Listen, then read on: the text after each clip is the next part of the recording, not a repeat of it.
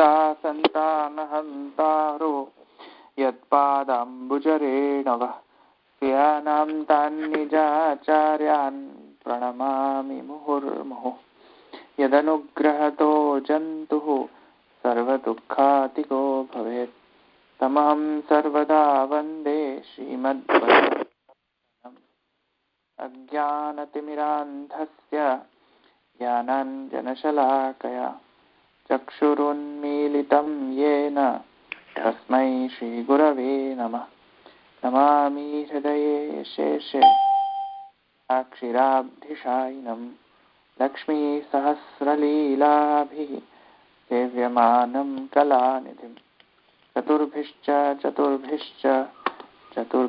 स्त्रिभिस्तथा षड्भिर्विराजते योऽसौ पंचधा हृदये मम.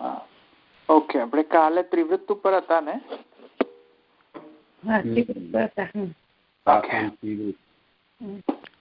કાલનામાં એક પ્રશ્ન હતો. હા બોલો. એટલે અજાને અલ્પ દૂધ આપવા વાળી કીધું તો પછી તેજ ને પણ એવી રીતે આપણે સમજવાનું? એટલે જ્યોતિને. હા હા હા, રાઈટ. એટલે એ અલ્પ છે એમ સમજવાનું? હા.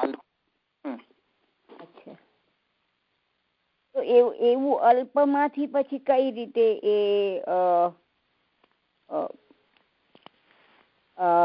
આપને પ્રગટ કરે?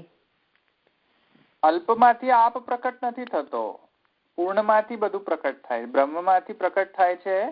એટલે અલગ અલગ પછી થાય છે બધા એમ પ્રકટ? અલગ અલગ કે સિક્વન્શિયલી ડઝન્ટ મેટર. જે પ્રકટ થાય છે તે અંશાત્મના પ્રકટ થાય છે. સમજમાં આવ્યું ને? આપણે તે એમ વાત ના થઈ કે તેજમાંથી આપ અને આપમાંથી અન્ન? હા હા, ઠીક થયું, એવું થયું ને? એમ નહીં, પણ તેજ પ્રકટ થાય પણ વ્યતિરેક તો રહે ને, બાકીનું તો રહે ને એમ. અંશાત્મના પ્રકટ થાય છે ને, બાકીનું તો રહે ને. દરેક અંશાત્મના થાય છે. પાદોસ્ય વિશ્વભૂતાની ત્રિપાદસ્યામૃતમ દેવી. એ રીતે એનો એક પાદ વ્યક્ત રહે છે, બીજા બધા પાદ કન્સીલ રહે છે. સમજમાં આવ્યું? એક પાદ શું રહે છે? એક પાદ વ્યક્ત થાય છે, બીજા બધા પાદ રહે છે.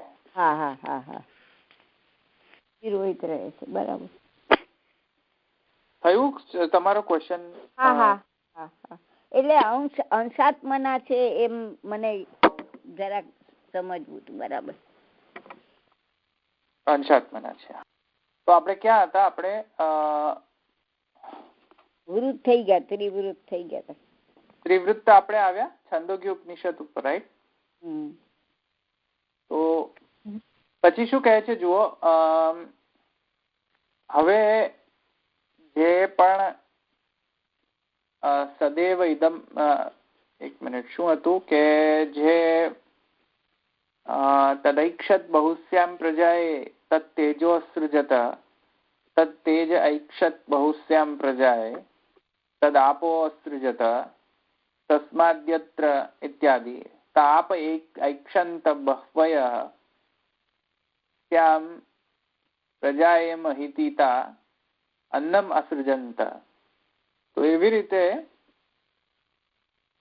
એણે જે ઈક્ષણ કરી બ્રહ્મે, મૂળ ઈક્ષણ, તેમાંથી તેજ પ્રકટ થયો, આદિદૈવિક તેજ.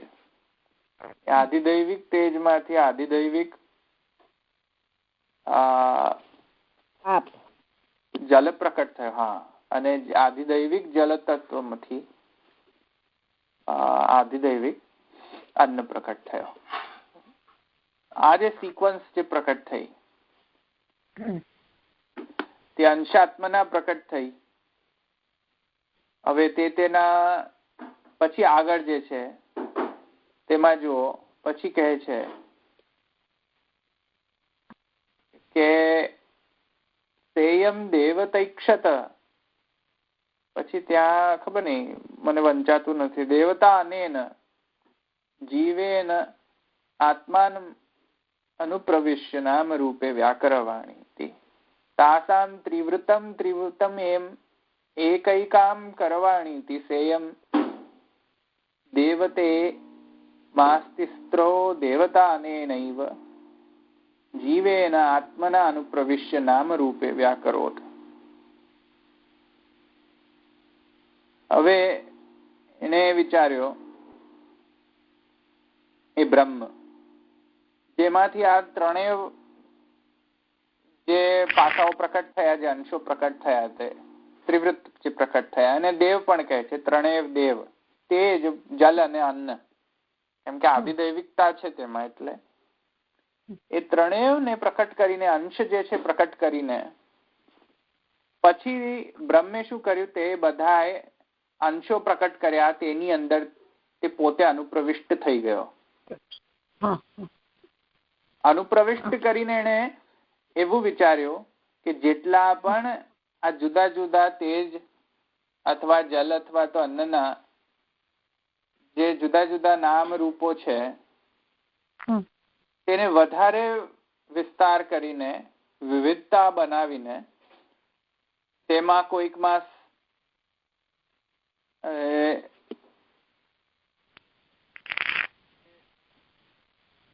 સચ્ચિદ અને આનંદ જે છે તેના બ્રહ્મના પાસો તેને ઓછા વધતા પ્રમાણમાં તેનો અનુપ્રવેશ કરાવીને એ નામ અને રૂપને વિસ્તાર કર્યો. એટલે જે તેજ, જલ તત્વ અને અન્ન જે તત્વ જે છે તેની અંદર પોતે અનુપ્રવિષ્ટ કરીને જુદા જુદા વધારે નામ રૂપનો વિસ્તાર કર્યો.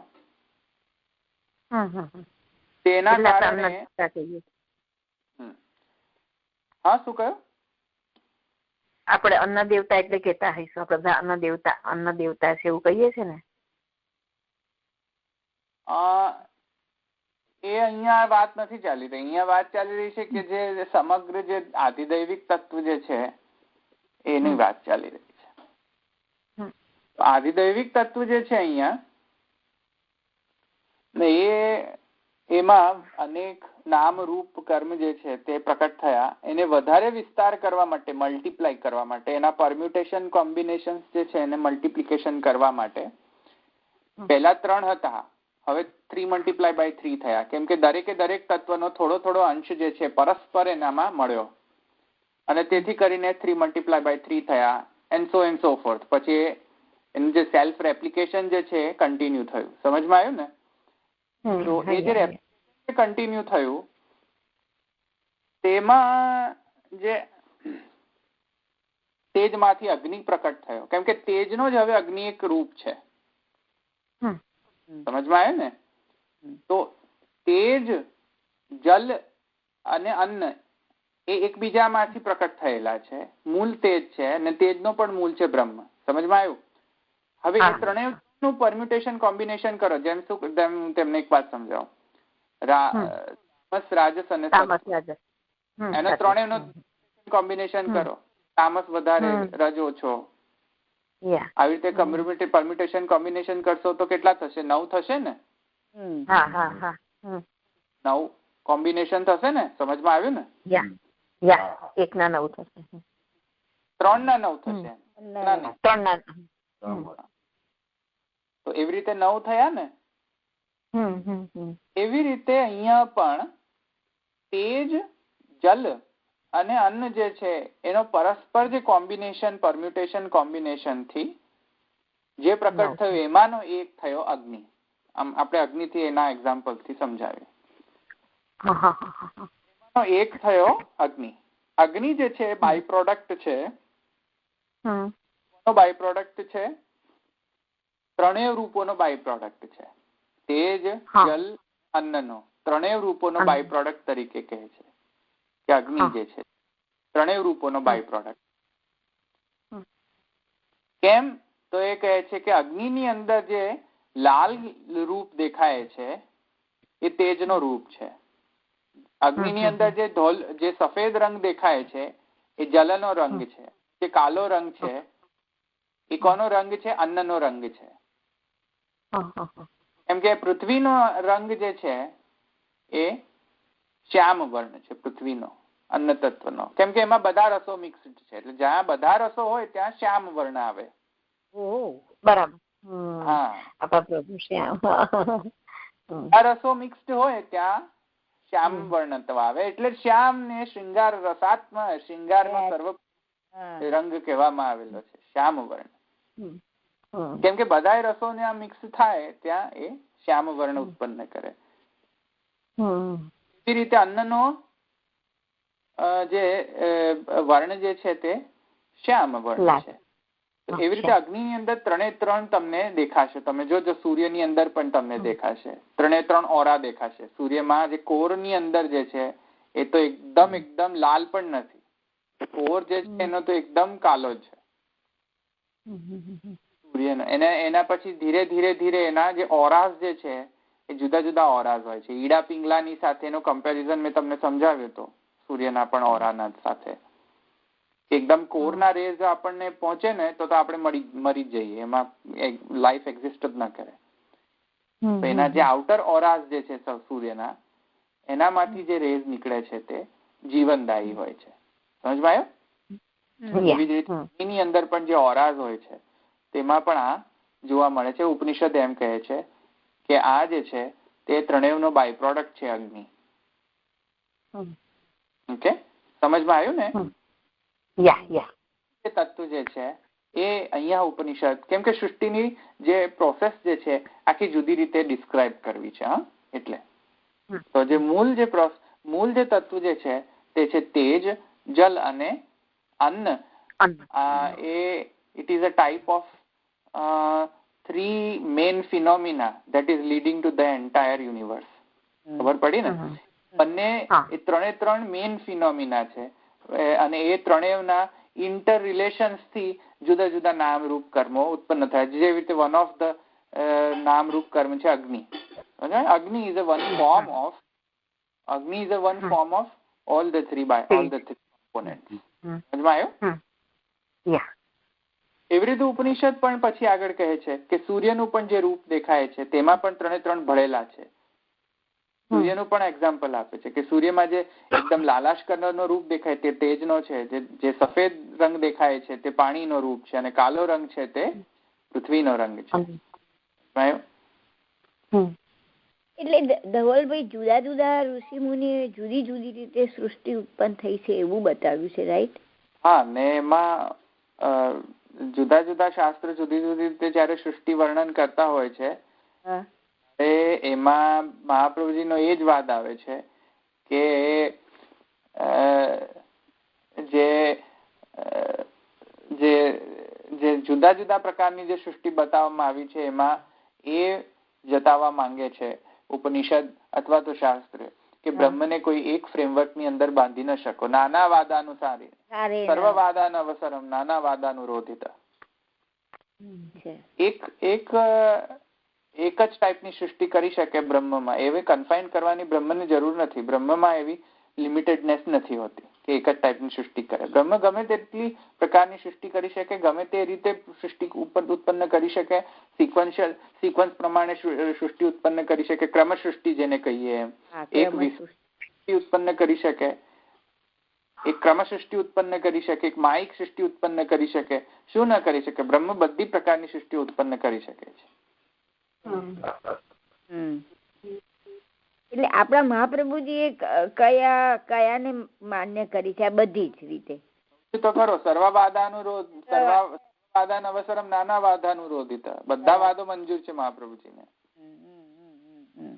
મહાપ્રભુજી કોઈને રેફ્યુટ ન કરી શકે. મહાપ્રભુજી બધા વાદને એક્સેપ્ટ કરે છે. બરાબર. મહાપ્રભુજી કોઈ એક્સટેન્ડ નથી લેતા. મહાપ્રભુજી કહે છે કે બધા જ ઉપનિષદની અંદર જેટલી પણ ટાઈપ્સની સૃષ્ટિની રચનાનો પ્રકાર છે બધા સાચા છે. બધા જ બ્રહ્મની અંદર પોસિબિલિટીઝ છે. બધા જ બ્રહ્મ કરી શકે છે. બધું જ બ્રહ્મ કરી શકે. સર્વ સામર્થ્ય છે બ્રહ્મની અંદર, એ કરી શકે છે.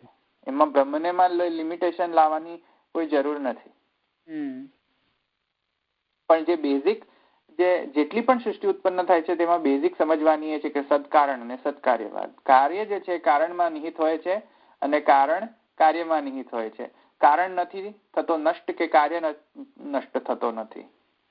નષ્ટ થવાની કોઈ વાત જ નથી આવતી. આવિર્ભાવ અને તિરોભાવના કારણે સદકાર્યવાદ અને સદકારણવાદ. કારણની અંદર કાર્ય સ્થિત છે, કાર્યની અંદર કારણ સ્થિત રહે છે. એ જ્યાં સુધી ધ્યાનમાં રાખો ત્યાં સુધી બધું ઓકે ચાલશે. અને પછી જો તમને એ ભૂલાઈ જશે તો શુદ્ધાદ્વૈત થી દૂર જઈશું. હા, શુદ્ધાદ્વૈત થી દૂર જતા રહીશું. એટલે અહીંયા એ બધા જ સૃષ્ટિ રચના સૃષ્ટિ વર્ણન ની અંદર આ ધ્યાનમાં રાખવું જોઈએ. કાર્યમાં કારણ ને કારણ. કારણમાં કાર્ય છુપાયેલું છે એવું કહીએ આપણે.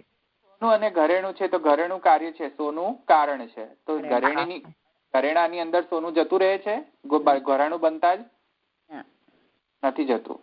કારણ તો રહે છે ને ઘરેણાની અંદર. એની અંદર બગાડ થાય છે કારણની અંદર? બગાડ થતો નથી. અચ્છા, સોનું ઘરેણું જે છે એ બની ગયું એટલે સોનું ખતમ થઈ ગયું એ તો સમજમાં આવ્યું કે સોનું તો ત્યાં જ રહે છે. અચ્છા, સોનાની અંદર ઘરેણું રહે છે કે નહીં? તિરોહિત રહે છે. આકાર બનાવો તો આ થઈ જાય. તો એ રીતે અહીંયા સમજવું જોઈએ. તો અહીંયા એ જ વાત કરે છે કે સૂર્ય ચંદ્ર ઇત્યાદિના એક્ઝામ્પલ પણ ત્યાં દૃષ્ટાંત તરીકે આપે છે. એ ચંદ્રનો પણ જે રૂપ દેખાય છે એ પણ ત્રણેય તત્વોમાંથી એ બાય પ્રોડક્ટ તરીકે બનેલો છે. એ બાય પ્રોડક્ટ નહીં કહી શકાય, એને પ્રોડક્ટ તરીકે કહેવાય. બાય નથી, it's not a by product, it's a product. તો એ કોમ્પોનેન્ટના પ્રોડક્ટ તરીકે બધા જ નામ રૂપ કર્મ, એટલો ચંદ્ર નહીં એટલો સૂર્ય નહીં, બધા જ નામ રૂપ કર્મ જે છે સૃષ્ટિના એ બધા જ આ મૂળ તત્વમાંથી ઉત્પન્ન થયા છે. એવી રીતે અહીંયા વર્ણન કરેલું છે. ઓકે, સમજમાં આવ્યું આટલું? તો ત્રિવૃત્ત ખબર પડી ગઈ ને અહીંયા? હા, ત્રિવૃત્ત. હવે તમને ખબર પડશે કે અજા એટલે તેજ અન્ન ને જલ કરાવ્યું એ જ ને?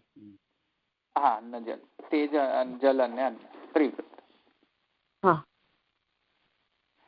હવે જો આપણે ભાષ્ય જોઈએ પાછા તો કહે છે શું? જો અગ્નિ સૂર્ય સોમ વિદ્યુત રૂપા બ્રહ્મણો હંસોક્ત ચરણ રૂપા ભગવત કાર્ય અંશ રૂપત્વાદ. સમજમાં આવ્યું ને? અગ્નિ સૂર્ય સોમ, મેં હમણાં જ કહ્યું ને, અગ્નિ સૂર્ય ચંદ્ર વિદ્યુત, આ બધા બ્રહ્મના જુદા જુદા જે રૂપો છે કોના રૂપ કેવી રીતે ઉત્પન્ન થયા છે? આ ત્રણેયના પરમ્યુટેશન કોમ્બિનેશન થી અંશાત્મના થયા ને. તેથી કરીને હંસોક્ત ચરણ રૂપ ભગવત કાર્ય અંશ રૂપ, કાર્ય અંશ રૂપત્વાદ. ભગવત કાર્ય અંશ રૂપત્વાદ છે. એ અંશી નથી, અંશ છે હજુ પણ આ બધા જ. સમજમાં આવ્યું? તાસામ ત્રિવૃતમ એકૈકા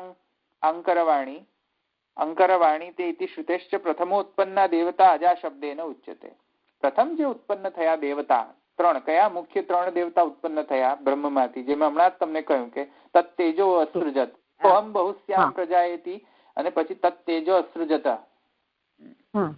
પ્રથમ જે ઉત્પન્ન જે મૂળ ત્રણ દેવતા ઉત્પન્ન થયા છે, પેલા દેવતા નહીં, પેલા શિવ વિષ્ણુ શિવ જગતો હિતકારક. અહીંયા પૈસા બે અહીંયા વાત જ કોઈ દેવતાની. હા, એ બ્રહ્મા શિવ ને વિષ્ણુ એ નથી અહીંયા હું કહી રહ્યો. એ તો ગુણાવતાર છે એટલે તો ગણાય નહીં. અહીંયા ઉપનિષદ છે એના સ્પેસિફિક, અહીંયા સ્પેસિફિક ઉપનિષદ સ્પેસિફિક જ અર્થ લેવો ત્રિવૃત્ત દેવતા એટલે. તો ઉપનિષદ એમ કે છે તેજ, જલ અને અધિદૈવિક દેવતા ઉત્પન્ન થયા બ્રહ્મમાંથી, એ અહીંની વાત કરી રહ્યા છે. ઓકે, તાસામ ત્રિવૃતમ એકૈક અંકરવાણી, અને એક એક ની અંદર પછી પરમ્યુટેશન કોમ્બિનેશન કરીને જુદા જુદા રૂપો પ્રકટ થયા. સમજમાં આવ્યું? ઇતિ શ્રુતેશ્ચ. તો પ્રથમ કોણ ઉત્પન્ન થયું? પ્રથમ તો ત્રણ જ ઉત્પન્ન થયા હતા ને. જે મૂળ જે પ્રથમ થયા, જે ઉત્પન્ન થયા જે ત્રણ દેવતા, એને કહે છે અજા. એ દેવતાને અજાથી ઓળખાવામાં આવે છે.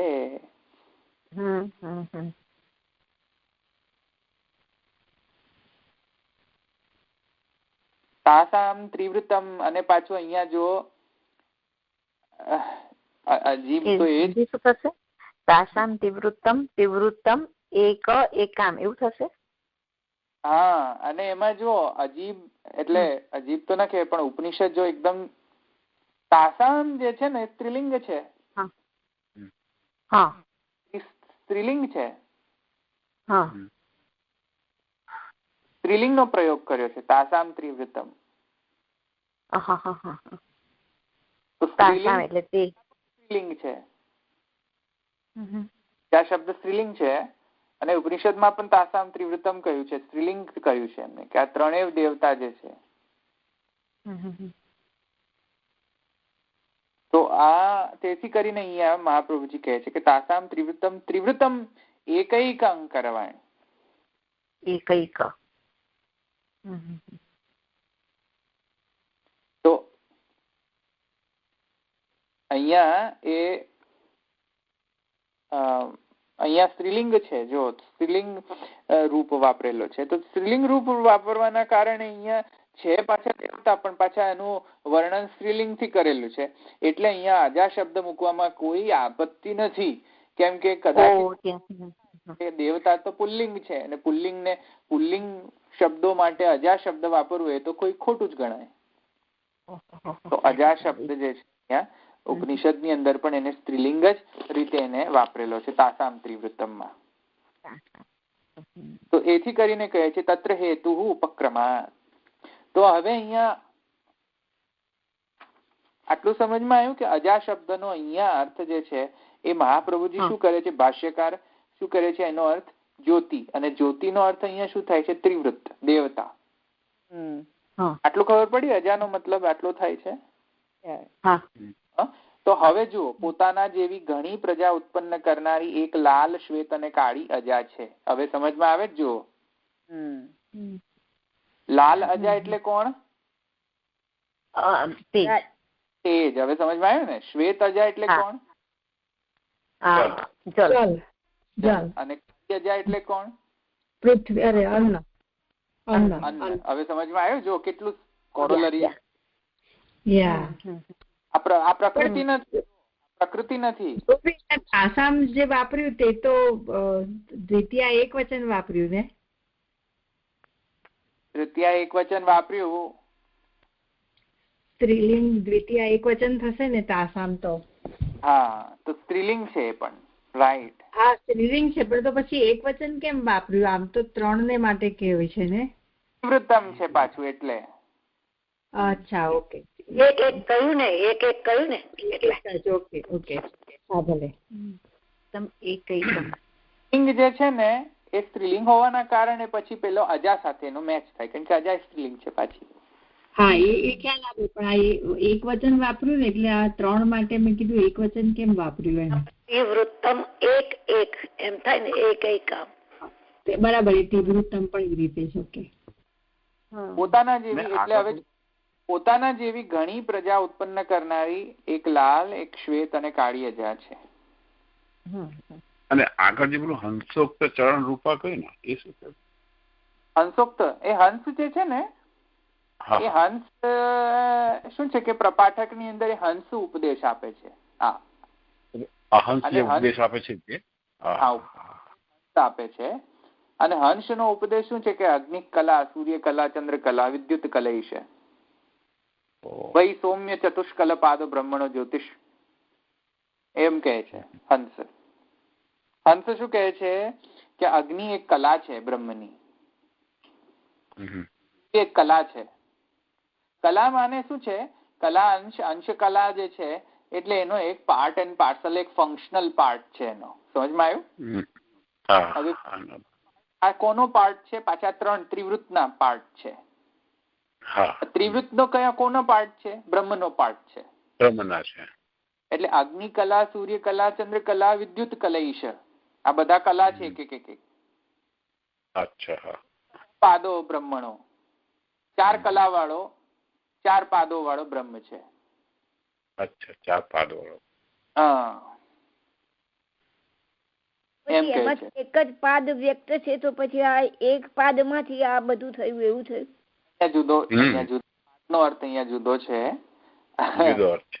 પાદ ત્યાં જે પુરુષ સૂક્ત ની અંદર પાદોશ્ય વિશ્વાભૂતાની જે છે ત્રિપાદસ્ય અમૃતમ દિવી એના સાથે અહીંયા કોઈ લેવા દેવા નથી. એવી રીતે તો ઘણા બધા ઉપનિષદ ની અંદર બધા 4 પાદોનું વર્ણન ઘણા બધામાં આવે છે. એવી રીતે જાગૃત, સ્વપ્ન, સુષુપ્તિ અને મોક્ષાવસ્થા, ઉત્ક્રાંતિ અવસ્થા 4 પાદો છે. બ્રહ્મના 4 પાદો કહે છે કે આ તો બ્રહ્મના 4 પાદો છે. મેં તમને સુષુપ્ત ઉત્ક્રાંતિ और અભેદ, જે સુષુપ્તિ ઉત્ક્રાંતિ और ભેદે મેં તમને સમજાવ્યું હતું ને, 4 મેં તમને અવસ્થાઓ સમજાવી હતી કે નહીં? સુષુપ્તિ અને મોક્ષાવસ્થા, ઐક્ય અવસ્થા, આ 4 અવસ્થા છે. તો એને પણ સાત્વિક, નિર્ગુણ, સાત્વિક, રાજસ અને તામસ અવસ્થા સાથે કમ્પેર કરીને ઉપનિષદ કહે છે કે આ 4 પાદ બ્રહ્મના છે. ઉપનિષદ એક બીજા ઉપનિષદમાં તો છે, કૈવલ્ય ઉપનિષદમાં છે, આખું વર્ણન છે. એકદમ એક્સિલન્ટ એક્સપ્લેનેશન કરેલ કૈવલ્ય ઉપનિષદમાં. કૈવલ્ય ઉપનિષદ ની અંદર એમાં એકની વૈશ્વાનર રૂપતા, એક હિરણ્ય ગર્ભ રૂપતા, એકની ભૂલી ગયો પણ જે સાત્વિક અવસ્થા છે એની વૈશ્વાનર રૂપતા કહી છે. પછી રાજસ અવસ્થા જે છે એને હિરણ્ય ગર્ભ રૂપતા કહી છે. એવી રીતે છે 4 પાદનું વર્ણન કૈવલ્ય ઉપનિષદ. એ પુરુષોત્તમ જે લખેલો છે ને, જે અવતાર વાદાવલી છે કે કયું છે, એમાં છે, એમાંનો એક છે પુરુષોત્તમ જે લખેલો છે ગ્રંથ. એટલે ઓકે, એટલે 4 પાદોનો મતલબ એવો નહીં કે હંમેશા 4 પાદ એટલે આજ. સમજમાં આવ્યું? બરોબર. તો અજાનો મતલબ હવે સમજમાં? અજા એટલે પેલી પ્રકૃતિની અજા, તો બહુ મોટો અર્થ થાય છે અહીંયા. આટલું સમજમાં આવ્યું ને? અને અજા કેમ કહેવાય છે એ સમજમાં આવ્યું ને? અલ્પદોગત્રી છે એટલે. એટલે એટલા કારણસર પછી બકરી એવું થઈ જાય તો એકદમ જ ગોટાળામાં થવાય. અરે હું એ તો કઉ છું, બકરી નો અર્થ નથી, લક્ષણા વૃત્તિ, ગૌણી લક્ષણા કરો. એકદમ જ ધ્યાનમાં રાખવું જોઈએ તો જ તમે સાચો અર્થ કરી શકો. હા, અલ્પ સુખદાયી છે. ગૌણી લક્ષણા કરવાની હોય ત્યાં. એ તો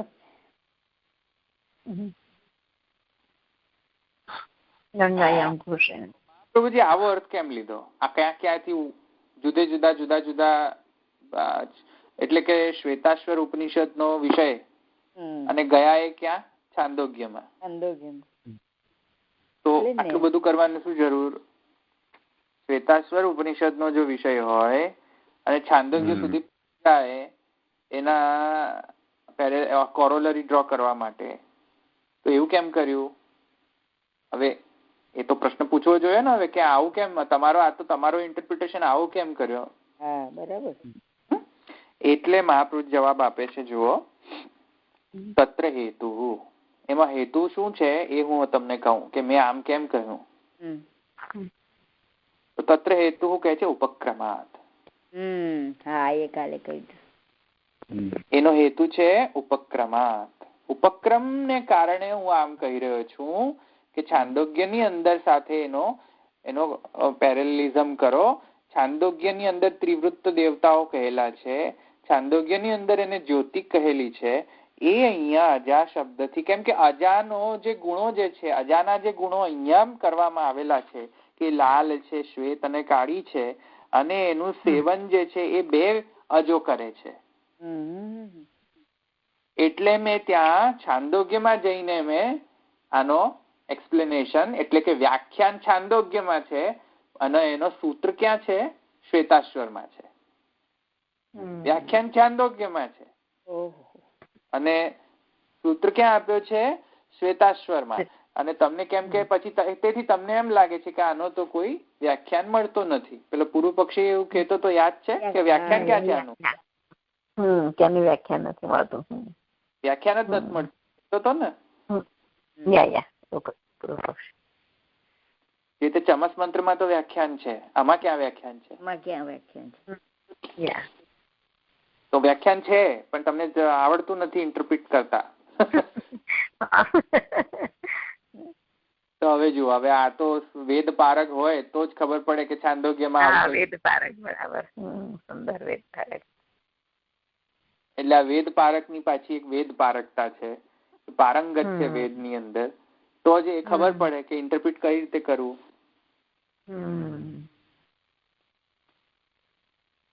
અણુભાષી આખો જે છે વેદ પારંગતતા દેખાડે છે ને.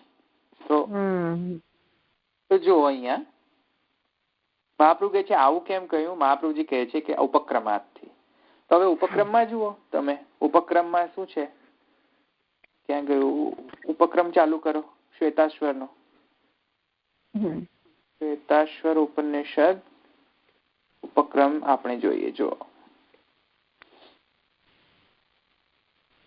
શું કહે છે જોશું ઉપક્રમમાં, ચતુર્થ અધ્યાયમાં, ય એકો વર્ણો બહુધા શક્તિ યોગાદ વર્ણાન અનેકાન નિહિતાર્થો દધાતિ વિચૈતિ ચાંતે વિશ્વમાદવ સદેવ સનો બુદ્ધ્યા શુભયા સંયુનક્તુ. એટલે સ એકો અવર્ણો બહુધા શક્તિ યોગાદ, એ એક જ હતો, એક વર્ણ વાળો હતો, એકો વર્ણો, અને એને બહુધા થયો, એ અનેક રૂપતા એને સ્વીકારી. સમજમાં આવ્યું આટલું? પછી એકો વર્ણો બહુધા, એટલે હું હવે વિષય વાક્યમાં જઉં છું શ્વેતાશ્વરમાં. પછી કહે છે તદૈવ અગ્નિ તદાદિત્ય તદા વાયુ તદુ ચંદ્રમા તદેવ શુક્રમ તદ બ્રહ્મ તદાપસ્તત પ્રજાપતિ. તો તદાપસ્તત પ્રજાપતિ, એક્ઝેક્ટલી બ્રહ્મ જ તો અગ્નિ થયો છે, બ્રહ્મ જ તો વાયુ થયો છે, અને બ્રહ્મ જ તો ચંદ્રમા થયો છે, અને તદેવ શુક્રમ, તે જ શુક્ર છે, તે જ બ્રહ્મ છે, તદ બ્રહ્મ તદાપ તદ પ્રજાપતિ, તે જ જલ થયો છે ને તે જ પ્રજાપતિ. ત્વમ સ્ત્રી ત્વમ પુમાંસી ત્વમ કુમાર ઉતવા કુમારી, એ જ સ્ત્રી ને એ પુરુષ થયો. ત્વમ જીર્ણો દંડેન વંચસિત્વમ જાતો ભવસી વિશ્વતોમુખ, એ વિશ્વતોમુખતા એની છે કે દરેક વસ્તુ થઈ શકે છે, તેને દરેક બધી જ વસ્તુ પોતે રૂપ. પછી કહે છે જો નીલ પતંગો હરિતો લોહિતાક્ષ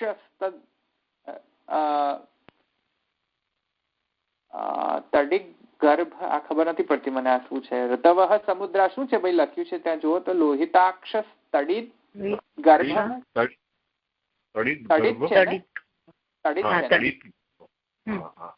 હા તડિત હશે તો બરાબર.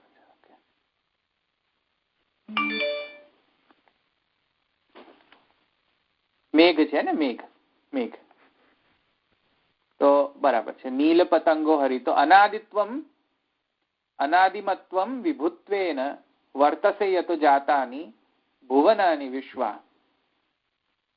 સર્વત્ર એ વ્યાપ્ત છે, સર્વત્ર એ બન્યો છે, સર્વ બન્યો છે, સોરી, એ સર્વત્ર વ્યાપ્ત છે. અજામેકામ, હવે આપણી પેલી વિષય વાક્યવાળી શ્રુતિ આવી. અજામેકામ લોહિત શુક્લ કૃષ્ણામ બહુનિ પ્રજા સૃજમાના સ્વરૂપા જો હેકો યુષમાણો અનુષેતે જાત્યેનામ ભુક્ત ભોગા મજોન્ય. અજામેકામ લોહિત શુક્લ કૃષ્ણામ ઇત્યાદિ જે છે આપણી વિષય વાક્યવાળી શ્રુતિ છે. અને પછી છઠ્ઠું જુઓ, વા સુપર્ણાય સયુજા સખાયા સમાનમ વૃક્ષમ પરિશસ્વ જાતે તયોરન્ય પીપલમ સ્વાદ્યન્યશ્ચન અનન્યો અભિચાક્ષિતિ. રાઈટ?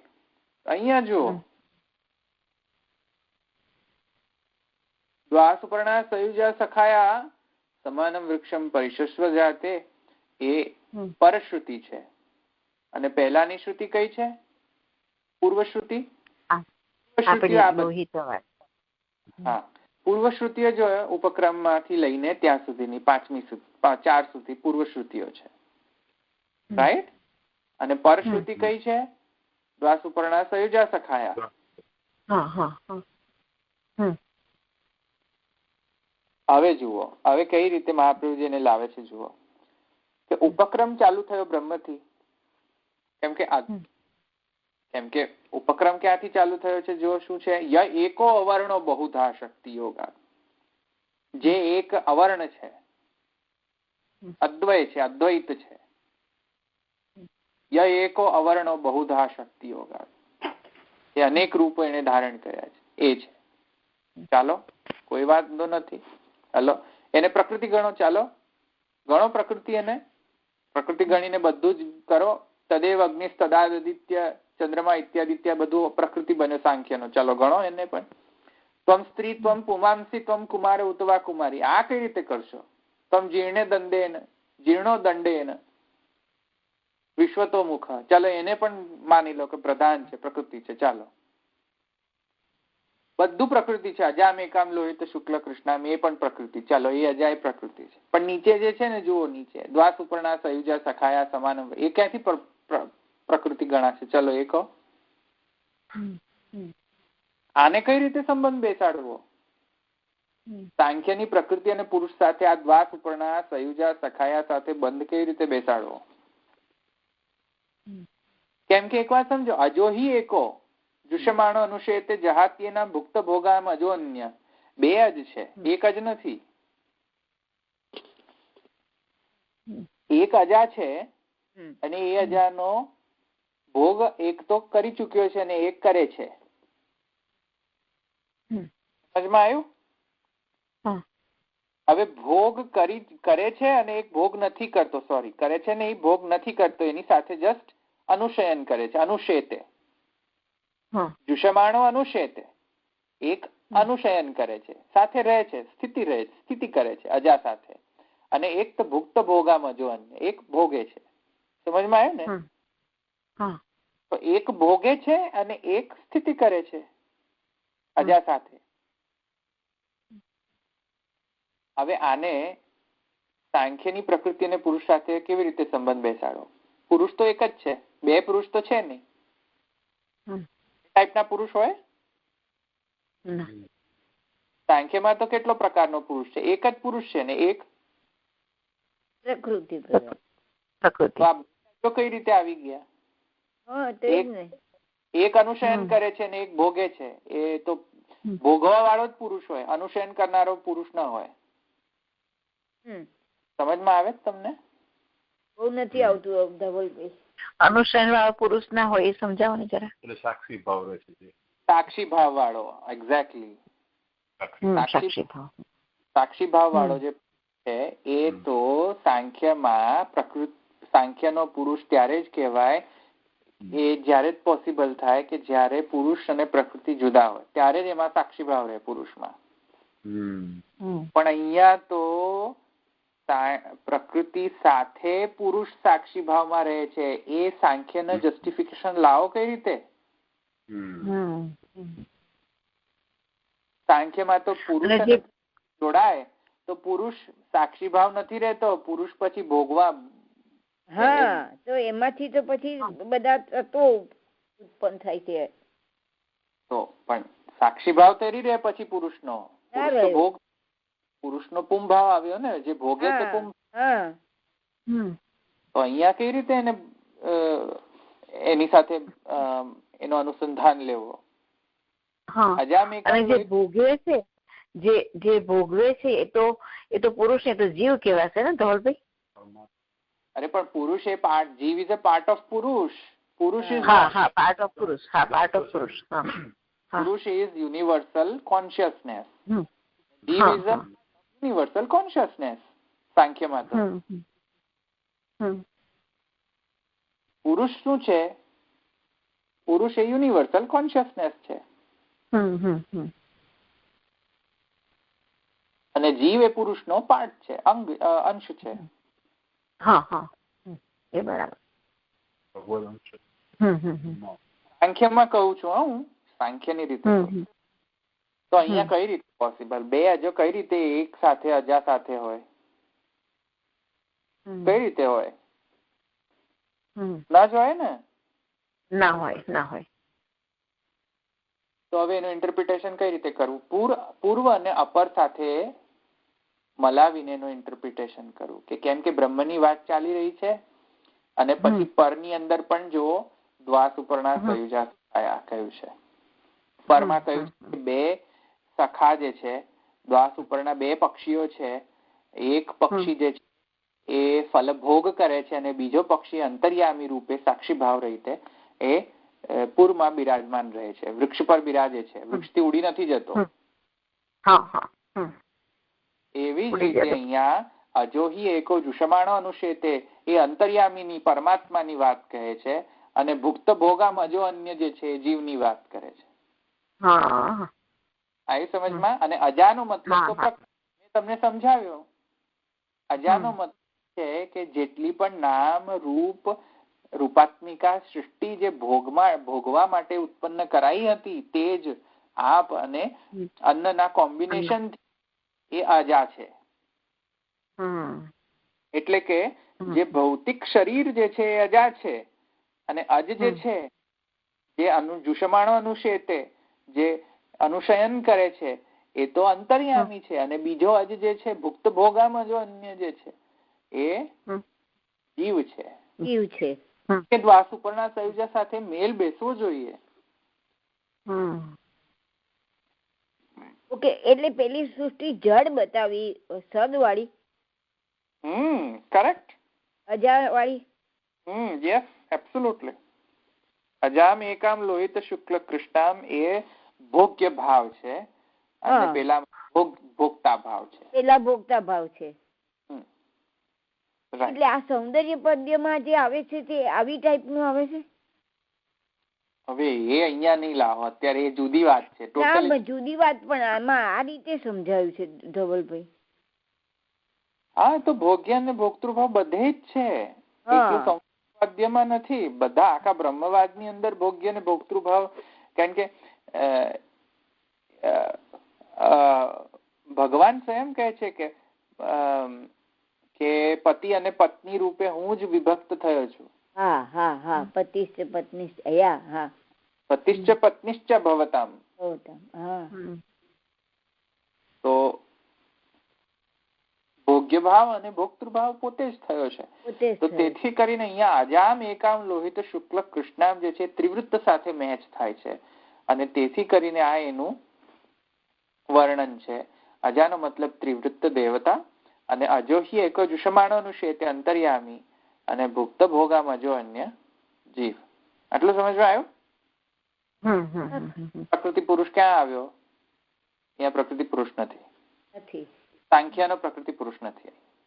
અહીંયા બ્રહ્મવાદ અનુસારીણી જે સૃષ્ટિ પ્રક્રિયા જે છે અને જેમાં અંતર્યામી ને જીવની વાત છે એ અહીંયા છે. ઓકે,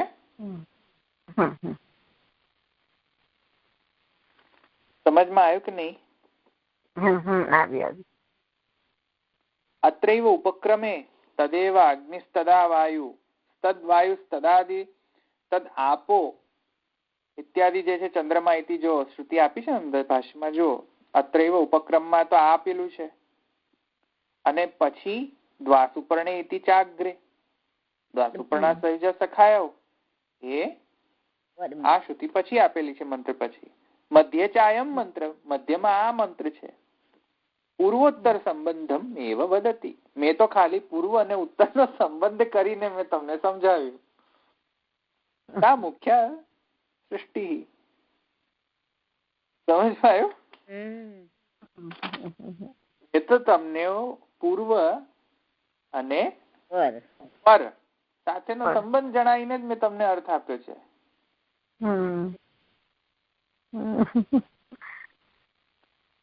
હવે જો અહીંયા સાંખ્ય નો કેટલું બધી એની પોસિબિલિટીઝ હતી પહેલા, જયારે આપણે એકદમ એ જ પ્રોબ્લેમ થાય કે કોઈ પણ શ્રુતિને આપણે એક જ ઓબ્જેક્ટિવલી એનાલિસિસ કરીએ ને શ્રુતિને,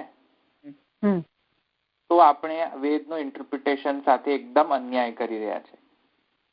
વેદનો ઇન્ટરપ્રિટેશન આવું કરી જ ન શકાય કે તમને એક શ્રુતિ આપીને કહેવા પછી કે શું સમજાવવાને શું કહેવાય. અરે ભાઈ સાહેબ, એક શ્રુતિથી અર્થ ના થાય. એ પ્રકરણ કયો છે? હર્મેન્યુટિક્સ. હર્મેન્યુટિક્સ શા માટે છે? હર્મેન્યુટિક્સ આ જ માટે છે કે શ્રુતિ લિંગ પ્રકરણ, શ્રુતિ લિંગ વાક્ય પ્રકરણ સમાખ્યાના આ હર્મેન્યુટિક્સ પ્રિન્સિપલ થી અને ઉપરથી નોટ જસ્ટ હર્મેન્યુટિક્સ, હર્મેન્યુટિક્સ ની ઉપર આ વેદાંતિક પ્રિન્સિપલ જે ભાષ્યથી ક્લિયર થાય છે, સૂત્રથી ક્લિયર થાય છે, એ સૂત્રના પણ નિયમો લાગુ કરીને વેદનો ઇન્ટરપ્રિટેશન કરવો જોઈએ. એક શ્રુતિ આપી અને પછી બે ધનાધન ટ્રાન્સલેશન કરવા માંડી ગયા. ટ્રાન્સલેશન કરીને પછી કહે છે કે અહીંયા તો આવું વર્ણન છે. અરે ભાઈ સાહેબ, આગળ જુઓ, પાછળ જુઓ, પ્રકરણ જુઓ. હવે એના પછી ઉપરથી જેમિનીના હર્મેનેટિક્સના પ્રિન્સિપલ એપ્લાય કરો, પછી એનો અર્થ શું છે ખરેખર એ ઉપર આવો. આવી રીતે ડાયરેક્ટલી કોઈ શ્રુતિ આપી તમને ઇન્ટરપ્રિટ કરવાનું શરૂ કરી દીધું, આગળ પાછળનો તો કોઈ નિર્ણય કર્યો નહીં, કઈ રીતે ખબર પડે? એવી રીતે આ સાંખ્ય જે પૂર્વ પક્ષી છે એ પણ આવી રીતે ઇન્ટરપ્રિટ કરે છે કે આ શ્રુતિમાં તો ચોખ્ખું લખ્યું છે કે આમ છે, તેથી આવું જ હોવું જોઈએ, પણ એને ઉપર આગળ અને પાછળનો સંબંધ વિચાર્યો નથી. આગળની જે શ્રુતિ છે દ્વાસુપર્ણા સયુજા અને પાછળની શ્રુતિઓ જે છે બધી, એ બધા એને ઇગ્નોર કરીને, એટલે એને શું કર્યું? બધા શ્રુતિઓને વ્યાકુલ કર્યા અને એક શ્રુતિનો જય કર્યો. વ્યાકુલ કર્યા એટલે એનો અર્થ જ ના તમને ખબર પડે. એકવાર આ શ્રુતિનો અર્થ તમે પ્રકૃતિને પુરુષનો કરો ને પછી દ્વાસુપર્ણા સયુજાનો શું કરવાનો અર્થ? ચલો કરો અર્થ. એ સખા એવું જ અર્થ કરી દે. પણ સખાનો મતલબ શું અહીંયા? આ તો લક્ષણા, અહીંયા તો લક્ષણાથી કહ્યું છે, અહીંયા તો અભિધાન ના સમજાય. સુપર્ણા એટલે પક્ષીઓ. પક્ષીઓ ક્યાંથી આવી ગયા અહીંયા ભાઈ સાહેબ? અહીંયા ઉપનિષદમાં તો શું કરવાનો અર્થ? વ્યાકુલ તો કર્યું ને તમને, એક વાક્યતા થઈ જ નહીં. બરાબર. આગળ જે અદ્વૈત જે છે એની એક વાક્યતા ના થઈ. તો બીજા બધાને પડતા મૂકો. I don't care about other shrutis. I just care about my Sankhya. તો કઈ રીતે ચાલે? બધાને વ્યાકુલ કરો અને એક ન જય કરો. એ જય પાછો ખોટો કરો તો, પણ બીજા બધાને વ્યાકુલ કરો છો, એવું તો ન ચાલે ને. તો એ ઇન્ટરપ્રિટેશન, સ્ક્રિપ્ચરલ ઇન્ટરપ્રિટેશન આવું નથી. આ મેક્સ મ્યુલર ટાઈપનું ઇન્ટરપ્રિટેશન. મેક્સ મ્યુલર હોત તો એવું જ કહે કે હા અહીંયા તો કોઈ દેવતા તો જણાતો નથી, ક્યાંથી ત્રિવૃત્ત આવી ગયો? આ બધા મેક્સ મ્યુલર સુરો છે બધા. મેક્સ મ્યુલર સુરો જેવો ઇન્ટરપ્રિટેશન વેદનો થઈ શકે છે. અસુરો તો પેલો કયો અસુર હતો જે વેદ ને લઈને ગયો? હયગ્રીવ? નહીં, એ તો ભગવાન હતા. એ તો અવતાર હતો. બરાબર, અવતાર હતો. વેદ ને લઈને ગયો. હયગ્રીવ તો ભગવાન જે અવતાર છે. વેદ લઈને કોણ ગયો? એ કયો હતો જે વેદ ને ચોરીને લઈ ગયો હતો? ભૂલી ગયો એનું નામ. જો મારા ટીપ ઓફ ધ ટંગ હતું. કોઈને યાદ નથી એ અસુર નું નામ? વેદ ને ચોરી ગયો તો એ વાત બરાબર છે, પણ યાદ નથી આવતો.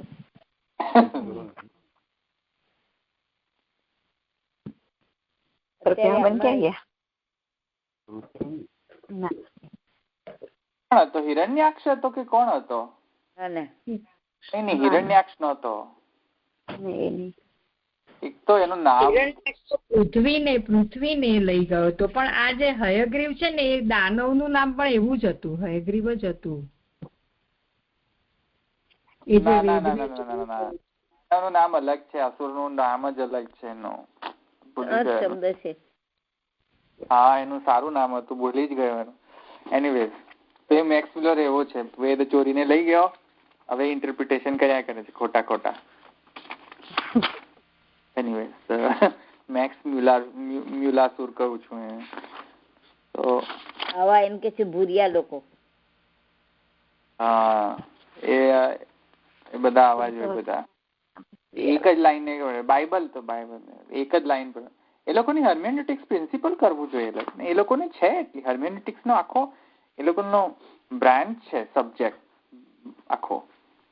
પણ એ ખબર નહીં એ એમના સ્ક્રિપ્ચરમાં હર્મેન્યુટિક્સ એપ્લાય કરે, જ્યારે આપણો સ્ક્રિપ્ચર ઇન્ટરપ્રિટ તારે કે નહીં એ હર્મેન્યુટિક્સ તમારા નથી. I don't understand double standard. એમના માટે એ સ્ટેન્ડર્ડ, અમારા માટે હર્મેન્યુટિક્સ સ્ટેન્ડર્ડ નહીં. હવે સમજમાં આવી ગયું. હવે આપણે આ સૂત્રને સાથે આપણે આ અધિકરણને સમાપ્ત કરી. હવે નેક્સ્ટ સૂત્ર લેવાની કોઈ છે? કોઈ જરૂર નથી, તમે જાતે વાંચો તો તમને સમજમાં આવી જશે. છે જરૂર? વાંચી લેશો? વાંચી લઈશું. અમે શુક્રવારે પછી તકલીફ હશે તો પાછા કહીશું. બરાબર? તો કહેજો મને. હા, અહીંયા મેં તમને પંચાગ્નિ વિદ્યા સમજાવી હતી ને, અને એક મધુ વિદ્યા પણ સમજાવી હતી. મેં સમજાવી હતી કે નહીં પંચાગ્નિ વિદ્યા? પંચાગ્નિ વિદ્યા સમજાવી હતી. હા તમે? હા હા થઈ હતી ને? ઓકે, બસ તો તમને સમજમાં આવશે. પંચાગ્નિ વિદ્યા છે આ સમજમાં આવે તો. અને મધુ વિદ્યા સમજાવી હતી કે નહીં? મધુ વિદ્યા પણ સમજાવી હતી ને? આદિત્યો વય મધ્યૈવ મધુ.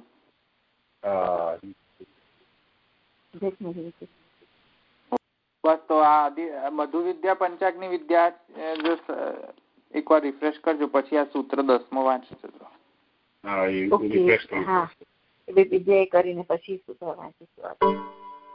તમે બધાને હવે જયારે હું કહું મધુ વિદ્યા કે પછી સંવર્ગ વિદ્યા તો બધું હવે યાદ આવવું જોઈએ. હા, હવે બોલવાનું. સંવર્ગ વિદ્યા, મધુ વિદ્યા, આ બધું હવે પંચાગ્નિ વિદ્યા, વાનર વિદ્યા, અંતર્યામી વિદ્યા, આ બધું જે છે હવે યાદ રહેવું જોઈએ. હા, સંવર્ગ વિદ્યા, સંવર્ગ વિદ્યા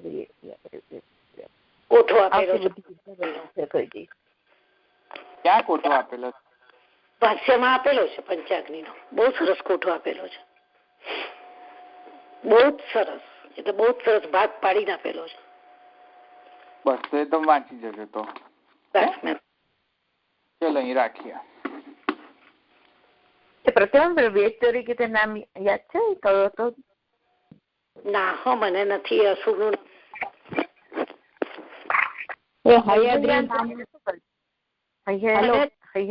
બેન કે છે એની જોડે હયગ્રીવ જેવું જ કઈક નામ હતું, મને એવો જ ખ્યાલ છે. હયગ્રીવ જ હતું એનું નામ, મને એવો ખ્યાલ છે.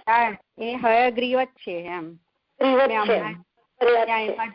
હયગ્રીવ બળવાન બળવાન હતો. એ બળવાન હયગ્રીવ. હા, મને એવો ખ્યાલ છે. બરાબર છે. હયગ્રીવ એકચ્યુઅલ હયગ્રીવ જ છે નામ. હા, મેં અધ્યાયમાં જોયું હયગ્રીવ છે એમ. હા ધવલભાઈ, એવું જ નામ હતું. અને એના માટે હયગ્રીવ જ છે એ પણ બંને એક જ નામ આવે છે. એક જ નામ આવે છે, મને ખબર છે. તે છતાંય જોઈશું ભાગવતજી માંથી